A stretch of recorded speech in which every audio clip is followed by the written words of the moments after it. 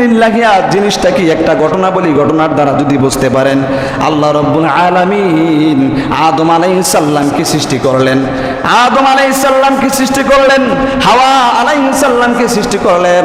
তাদেরকে যখন জান্নাত থেকে দুনিয়ার জমিনের মধ্যে দিয়ে দেয়, জান্নাত থেকে বাইর করে যখন তাদেরকে দুনিয়ার জমিনের মধ্যে দেন, দুনিয়ার জমিনের মধ্যে আদম আলাইহিস সালাম আসার পরে পৃথিবীর মধ্যে গোটা দুনিয়ার মধ্যে যত প্রাণী আছে, মাখলুকাত আছে, সব প্রাণীগুলা আদম আলাইহিস সালামকে যে সাক্ষাৎ করতেছে, আদম আলাইহিস সালামের সাথে যে সাক্ষাৎ করতেছে, সালাম দিতেছে, আদম আলাইহিস সালামের কাছ থেকে দোয়া নিতেছে। এমন সময় একদল হরিণ, জঙ্গলের এক ধরনের হরিণ, একদল হরিণ, তারা ওই হযরত আদম আলাইহিস সালামের নিকট যায়। আদম আলাইহিস সালামের নিকট যে তার সাথে সাক্ষাৎ করলেন, তাকে সালাম করলেন। আদম আলাইহিস সালাম সালামের উত্তর দিলেন। তারপরে আদম আলাইহিস সালাম সেই হরিণটিকে দোয়া করে দিলেন, হরিণের পিঠের মধ্যে হাত বুলাই দিলেন। হরিণের পিঠের মধ্যে হাত বুলাই দেওয়া মাত্রই হরিণগুলা যখন রাস্তার মধ্য দিয়ে চলে, সেই হরিণের গায়ের মধ্য থেকে মেশকাম্বরের ঘ্রাণ আসে, বলেন না সুবহানাল্লাহ। সেই হরিণগুলার গায়ের মধ্য থেকে মেশকাম্বরের ঘ্রাণ আসে। তখন যখন ওই হরিণগুলা, যখন ওই হরিণের দলগুলা রাস্তার মধ্য দিয়ে যায়, আরেক দল হরিণ ওই হরিণদেরকে বলতেছে, হে ভাই, তোমাদের গায়ের মধ্যে এভাবে মেশকাম্বরের ঘ্রাণ কি করে আসলো? তোমাদের গায়ের মধ্যে এভাবে মেশকাম্বরের ঘ্রাণ কিভাবে আসলো? আমাদেরকে একটু বলবান। তখন সেই হরিণের দলগুলা অন্য হরিণদেরকে বলল, দেখো, এইভাবে আদম আলাইহিস সালামকে যে আমরা সালাম করেছি, আদম আলাইহিস সালাম আমাদের পিঠের মধ্যে হাত বুলাই দিলেন, তার বরকতে আমাদের শরীরের মধ্যে মেশকাম্বরের ঘ্রাণ আসতেছে, বলেন না সুবহানাল্লাহ। তারপর ওই হরিণগুলা, দ্বিতীয় হরিণের দলগুলা তখন আদম আলাইহিস সালামের দিকে যায়। আদম আলাইহিস সালামের নিকট যাওয়া মাত্রই আদম আলাইহিস সালামকে যে সালাম প্রদান করলেন, আদম আলাইহিস সালাম তাদের সালাম উত্তর নিলেন। সালামের উত্তর নিয়ে তাদেরকে দোয়া করে দিলেন, তাদের পিঠের মধ্যে হাত বুলাই দিলেন, তাদেরকে দোয়া করে দিলেন। তখন ওই হরিণের দলগুলা দেখেন, ওই হরিণের দলগুলা তখন আদম আলাইহিস সালামের নিকট থেকে চলে যখন আসে, রাস্তার মধ্য দিয়ে যখন হাঁটে, তখন তারা মনে মনে অনুভব করতেছে তাদের শরীরের মধ্যে কোনো মেশকাম্বরের ঘ্রাণ আসে না, তাদের শরীরের মধ্যে কোনো ঘ্রাণ আসে না, মেশকাম্বরের ঘ্রাণ আসে না। তখন ওই হরিণের দলগুলা, প্রথম যে হরিণের দলগুলা যাদের শরীরের মধ্যে মেশকাম্বরের ঘ্রাণ আসতেছি, তাদেরকে যে জিজ্ঞাসা করলো, হে ভাই, হে হরিণ, হে ভাইরা, দেখো, তোমরা তো আদম আলাইহিস সালামের নিকট গেলাম, আদম আলাইহিস সালাম হাত বুলা মাত্রই তোমাদের শরীরের মধ্যে মেশকাম্বরের ঘ্রাণ চলে আসলো।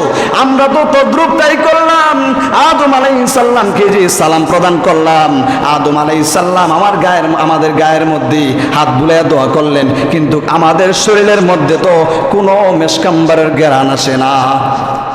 তখন সেই হরিণের দলগুলা বলল, ও হরিণ, ও ভাইরা, তোমরা শোনো, তোমাদের শরীরের মধ্যে এই জন্য মেশকাম্বরের ঘ্রাণ আসে না, তোমরা যখন আদম আলাইহিস সালামের নিকট যাও, আদম আলাইহিস সালামের নিকট যখন যাও, তোমাদের নিয়ত ভালো ছিল না, তোমাদের উদ্দেশ্য ভালো ছিল না, নিয়ত ভালো ছিল না, আল্লাহর সন্তুষ্ট অর্জনের জন্য যাও নাই, আদম আলাইহিস সালামকে সম্মান করবা, সালাম করবা, সেই নিয়তে যাও নাই, তোমরা গেছো তোমাদের শরীরের জন্য মেশকাম্বরের ঘ্রাণ তোমাদের শরীরের মধ্যে যেন আসে, এই নিয়তে গেছো, এই জন্য তোমাদের শরীরের মধ্যে মেশকাম্বরের ঘ্রাণ নাই, বলেন নাউজুবিল্লাহ।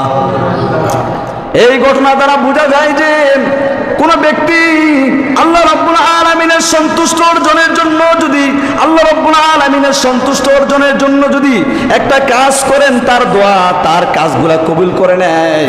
যে ব্যক্তি আল্লাহ রাব্বুল আলামিনের সন্তুষ্ট অর্জনের জন্য কাজটা করে না, যে আল্লাহ রাব্বুল আলামিনের সন্তুষ্ট অর্জনের জন্য কাজগুলো করবে না, মানুষদেরকে দেখানোর জন্য ইবাদত করবে, সেই ইবাদতগুলা আল্লাহ রাব্বুল আলামিনের দরবারে কবুল হবে না, বলেন নাউজুবিল্লাহ। এই হচ্ছে লিল্লাহিয়াত। যে আমরা যে কুরবানি করব, কুরবানির সময় খেয়াল রাখবেন, মনোযোগ খেয়াল রাখবেন যে কুরবানিটা যেন আল্লাহ রাব্বুল আলামিনের সন্তুষ্ট অর্জনের জন্য হয়, তাকওয়ার জন্য হয়। কুরবানি কি জন্য দিয়েছেন আল্লাহ রাব্বুল আলামিন? কুরবানি মানুষদের জন্য, মানুষদেরকে কি জন্য দিয়েছেন? আল্লাহ রাব্বুল আলামিন বলেছেন যে তোমরা যেন তাকওয়া অর্জন করতে পারো। তাকওয়া মানে আল্লাহ রাব্বুল আলামিনের ভয়। আল্লাহ রাব্বুল আলামিনের ভয় যেন তোমরা পাও, আল্লাহ রাব্বুল আলামিনের ভয় যেন পাও, এই জন্য তোমরা তোমাদের উপর কুরবানি দেওয়ার জন্য তোমাদেরকে বলা হয়েছে।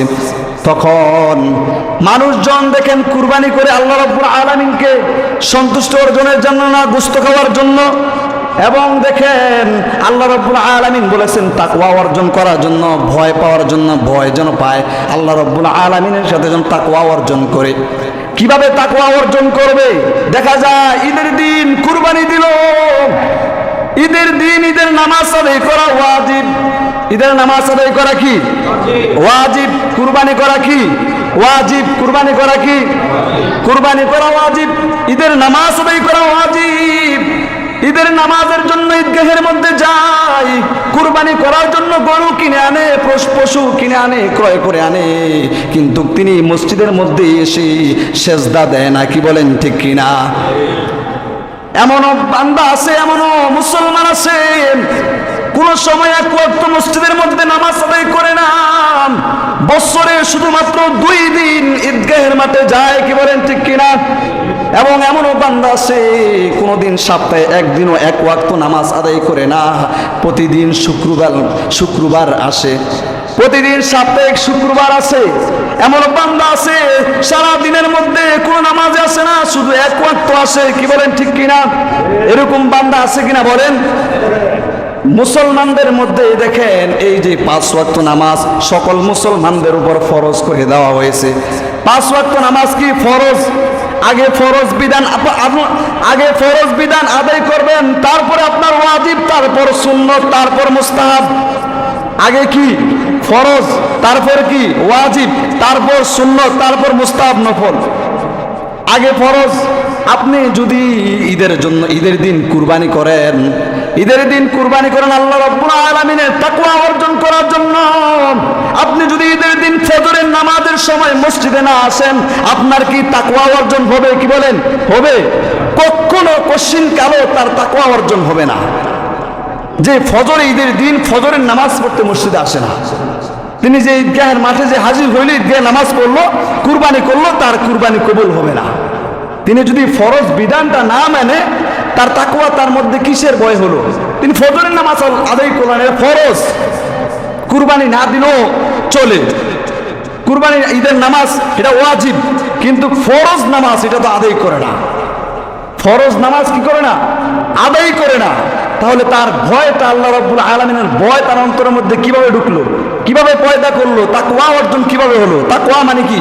আল্লাহর ভয়। তা আল্লাহর ভয় কিভাবে অন্তরের মধ্যে অর্জন করলো? এই জন্য দেখেন মুসলমান, আগামী দিন কুরবানি ঈদের দিন আমরা সকলে সুন্দরভাবে কুরবানি করব। এবং কুরবানি করব কার জন্য বলেন? কুরবানি করব কার জন্য বলেন? আল্লাহ রাব্বুল আলামিনের তাকওয়া অর্জনের জন্য, লিল্লাহিয়াত, আল্লাহ রাব্বুল আলামিনের সন্তুষ্ট অর্জনের জন্য। আল্লাহ রাসূল সাল্লাল্লাহু আলাইহি সাল্লাম একটা হাদিস শরীফের মধ্যে বর্ণনা করেন, কোন বান্দা যদি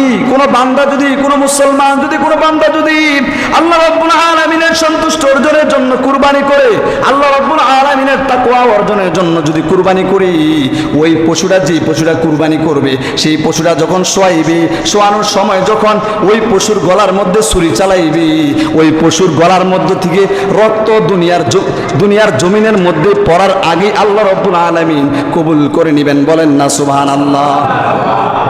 যদি আল্লাহ রাব্বুল আলামিনের ভয় নিয়ে কি করে কুরবানি করে, আল্লাহ রাব্বুল আলামিনের ভয় নিয়া, লিল্লাহিয়াত নিয়া যদি কুরবানি করি, তাহলে আল্লাহ রাব্বুল আলামিন তার কুরবানি কবুল করবেন।